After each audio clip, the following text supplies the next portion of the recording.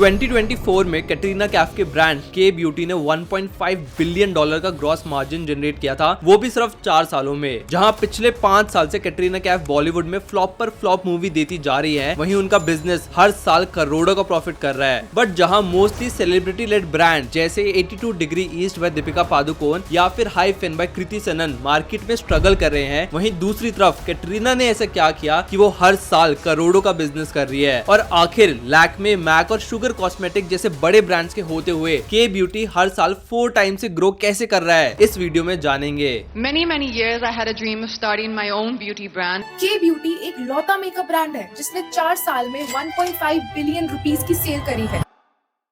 A huge thanks to Grow for supporting this video and my channel। उनकी support की वजह से हम इतना इन्फॉर्मेटिव कंटेंट आप तक पहुंचा पा रहे हैं। तो अगर आपको इन्वेस्ट करना है या अपने फाइनेंसेस को मैनेज करना है तो डू चेक आउट ग्रो। 16 जुलाई 1983 कैटरीना कैफ का जन्म होता है हांगकांग के एक छोटे से शहर में। उनके पापा एक कश्मीरी पंडित थे और उनकी मम्मी एक ब्रिटिशर। बहुत ही छोटी सी उम्र में उनके पेरेंट्स का डिवोर्स हो जाता है एंड फिर कैटरीना कैफ अपनी मम्मी के साथ रहने लगी थी। कैटरीना की मम्मी सुजैन एक ब्रिटिश लॉयर और चैरिटी वर्कर थी, जिसकी वजह से वो पूरी फैमिली हर साल कहीं न कहीं ट्रैवल करती रहती थी, कभी चाइना तो कभी जापान, कभी यूएसए तो कभी यूके। फिर फाइनली जब 1997 में उनकी पूरी फैमिली हवाई में स्टे कर रही थी तो कैटरीना कैफ घर के बुरे हालात देखते हुए 14 साल की उम्र में अपना मॉडलिंग करियर शुरू कर देती है। वो हवाई के एक ब्यूटी कॉन्टेस्ट में पार्टिसिपेट करती है एंड शॉकिंगली उसे जीत भी जाती है। इसके बाद उनको काफी सारी कंपनीज अपनी मार्केटिंग के लिए एज अ मॉडल हायर कर लेती है एंड ऐसे धीरे धीरे day by day Katrina Kaif अपने करियर को एनहांस करने की कोशिश करती है। बट इनिशियल सक्सेस के बाद काफी सालों तक उनको कहीं पे भी काम नहीं मिलता और फिर 2002 में वो इंडिया शिफ्ट हो जाती है काम ढूंढने के लिए। फिर कुछ साल स्ट्रगल करने के बाद 2003 में कैटरीना को अपनी पहली मूवी मिलती है, बूम, जो कि एक बी ग्रेड मूवी थी। बट अनफॉर्चुनेटली ना ही मूवी ने कुछ खास परफॉर्म करा और ना ही कैटरीना ने। इनफैक्ट कैटरीना को तो बहुत ट्रोल किया गया उनके ब्रिटिश एक्सेंट और उनके एक्टिंग के लिए। बट भले ही शुरुआत अच्छी ना हुई हो, बट 2005 में सब कुछ बदलने वाला था। 2005 में एक दिन किसी पार्टी में कैटरीना कैफ मिलती है सलमान खान से और सलमान खान को कैटरीना कैफ पहली ही नजर में इतनी पसंद आ जाती है कि वो अपनी मूवी मैंने प्यार क्यों किया में उन्हें रोल दे देते हैं। अपने करियर की स्टार्टिंग में ही एक ऐसी मूवी मिलना बहुत बड़ी बात थी एंड इस एक मूवी की वजह से, स्पेशली सलमान खान की वजह से, कैटरीना बॉलीवुड में मेन स्ट्रीम हो जाती है। और फिर देखते ही देखते अगले कुछ सालों में वो back to back hit movies देती है, जैसे नमस्ते लंदन, वेलकम, रेस, जिंदगी ना मिलेगी दोबारा और फिर एक था टाइगर जैसी बहुत सी ब्लॉकबस्टर मूवीज। सिर्फ कुछ ही सालों में कैटरीना ने बॉलीवुड में अपना नाम बना लिया था। 2015 तक तो कैटरीना का करियर काफी ग्रो कर गया था, बट ये खुशी सिर्फ कुछ ही टाइम की थी, क्योंकि इसके बाद कैटरीना की मूवीज या तो एवरेज परफॉर्म कर रही थी या फिर एकदम फ्लॉप जा रही थी। शुरुआत में तो कैटरीना ने back to back hit movies करी, बट अब बैक टू बैक सारी मूवीज फ्लॉप होने लग गई थी, जैसे 2015 में फैंटम, फिर 2016 में फितूर और बार बार देखो, 2017 और 2018 में जग्गा जासूस और जीरो, ये सारी मूवीज फ्लॉप थी। और इसके पीछे सबसे बड़ा रीजन यही था कि कैटरीना अभी तक अपनी एक्टिंग के लिए काफी ट्रोल की जाती थी और वो अपनी मूवीज में सिर्फ अपने फिगर, डांस मूव्स और ब्यूटी के लिए जानी जाती थी एंड इसीलिए अपने करियर को थोड़ा बहुत अनस्टेबल होते हुए देखकर कैटरीना ने बिजनेस में घुसने का सोचा और उस टाइम पर उनका पैशन था मेकअप। इनफैक्ट शीला की जवानी म्यूजिक वीडियो में कैटरीना ने अपना मेकअप खुद ही किया है। Self-expression about makeup, which has been a huge passion of mine.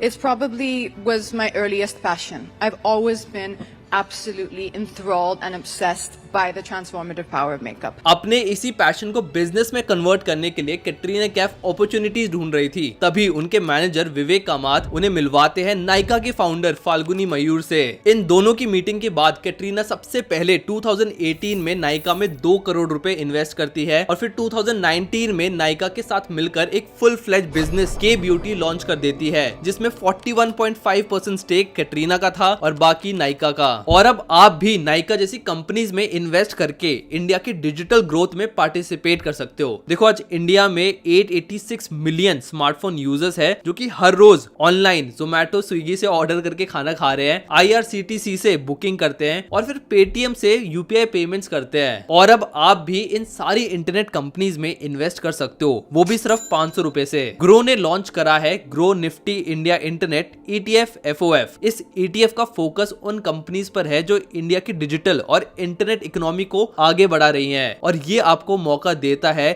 इन सारी ग्रोइंग इंटरनेट कंपनीज में एक साथ इन्वेस्ट करने का। और इस ETF की NFO विंडो 27 जून तक ही ओपन है, तो यार जल्दी से ग्रो ऐप को डाउनलोड करो और चेकआउट करो grow Nifty India internet ETF FOF को। अब आपको ये तो समझ आ गया होगा कि क्यों अपने करियर को बचाने के लिए कैटरीना कैफ को बिजनेस स्टार्ट करना पड़ा, but the real question is कि क्यों नाइका जैसे सक्सेसफुल ब्रांड ने कैटरीना कैफ के साथ पार्टनरशिप करी। वेल, इसके पीछे एक बहुत ही बड़ा रीजन है। देखो, नाइका 2012 में लॉन्च हुआ था और 2019 तक आते आते वो बहुत ही सक्सेसफुल ब्रांड बन गया था, बट उनको एक चीज अंदर से खा रही थी। नाइका एक मार्केट प्लेस है, Amazon एंड फ्लिपकार्ट की तरह। वो बाकी लोगों के ब्रांड्स को अपनी वेबसाइट पर बेचकर कमीशन चार्ज करता है एंड उनका पूरा प्रॉफिट सिर्फ उस मार्जिन से ही आता है। अब देखो, उनको लगा कि अगर हम दूसरों का प्रोडक्ट बेचकर प्रॉफिट कमा सकते हैं तो अपना प्रोडक्ट तो बेच ही सकते हैं, जिसमें पूरा कंट्रोल उनका होगा, प्रोडक्शन से लेकर मार्केटिंग, एंड ऊपर से प्रोडक्ट की सेल पर पूरा प्रॉफिट हो रख सकते हैं rather than earning from margins. इसलिए वो भी ब्रांड के फेस के लिए किसी और को ढूंढ रहे थे एंड तभी उन्हें अपॉर्चुनिटी दिखती है कैटरीना कैफ के साथ, एंड ऐसे म्यूचुअली बेनिफिट की वजह से इन्होंने स्टार्ट किया के ब्यूटी। इनफैक्ट 2019 परफेक्ट टाइम था ये ब्रांड लॉन्च करने के लिए, क्योंकि इस टाइम पर इंडियन मार्केट में बहुत सारे इंटरनेशनल ब्रांड्स तो थे, बट कोई भी ब्रांड स्पेशली इंडियन ऑडियंस को टारगेट नहीं कर रहा था। इसलिए के ब्यूटी ने Indian tone specific beauty products बनाए, उसके हिसाब से ही प्रोडक्ट्स फॉर्मुलेट किए गए। इनफैक्ट इस टाइम पर ब्यूटी इंडस्ट्री रैपिडली ग्रो कर रही थी। जो मार्केट 2012 में सिर्फ $5 बिलियन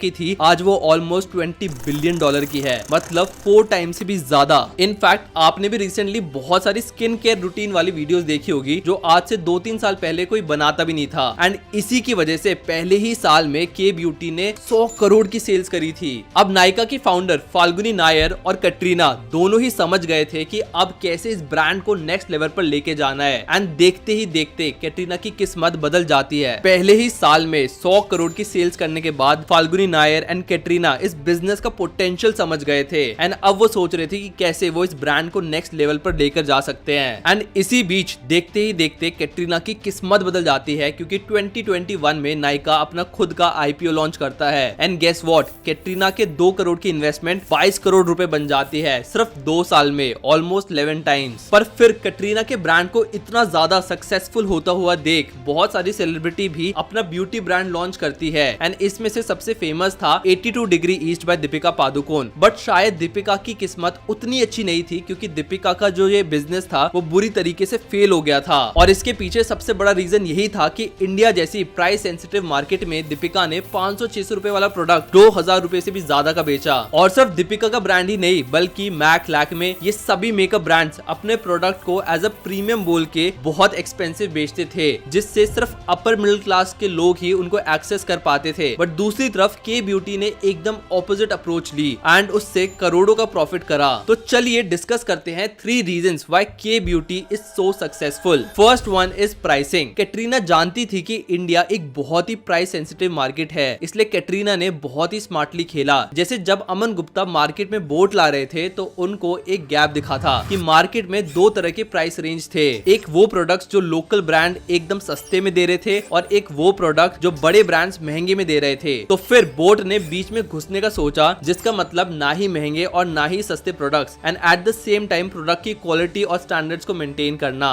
सिमिलरली ब्यूटी ब्रांड्स में भी सिर्फ 2 ही प्राइस रेंज थी, एक साइड पर लोकल ब्रांड्स जो एकदम ही सस्ते में प्रोडक्ट्स दे रहे थे और दूसरी साइड पर दीपिका जैसे ब्रांड्स जो एकदम ही एक्सपेंसिव प्रोडक्ट दे रहे थे। और इसीलिए कैटरीना ने भी बीच की प्राइस रेंज पकड़ी और अपने प्रोडक्ट्स को हाई क्वालिटी में लॉन्च किया। बट आखिर कैसे कैटरीना इतने हाई क्वालिटी प्रोडक्ट्स कम प्राइस में बेच रही थी? वेल, इसके पीछे है सेकंड रीजन, जो कि है पार्टनरशिप विद नाइका। नाइका के साथ डील करना कैटरीना का सबसे अच्छा डिसीजन था बिकॉज ऑफ मेनी रीजंस। सी, नाइका को पता था कि उसके प्लेटफॉर्म पर क्या ट्रेंड चल रहे हैं और क्या नहीं। नाइका ने के ब्यूटी को प्राइसिंग, ट्रेंड्स और बाकी हर चीज के इनसाइट दिए, जिससे के ब्यूटी अपने कॉम्पिटिटर से एक स्टेप आगे चल पाए। और के ब्यूटी को एक ऐसा प्लेटफॉर्म मिल गया था जहां पर ना सिर्फ उनका फ्री प्रमोशन हो रहा था, बल्कि बाकी ब्रांड्स जैसे कि लैक्मे और मैक के होते हुए भी उनको फर्स्ट प्रायोरिटी मिल रही थी। इनफैक्ट इस डील के बाद नायका के ब्यूटी की मार्केटिंग, लॉजिस्टिक जैसी चीजें भी ऑपरेट करने लग गया था। एंड ये सब इसलिए क्योंकि ब्रांड एक्चुअल में तो नायका का ही था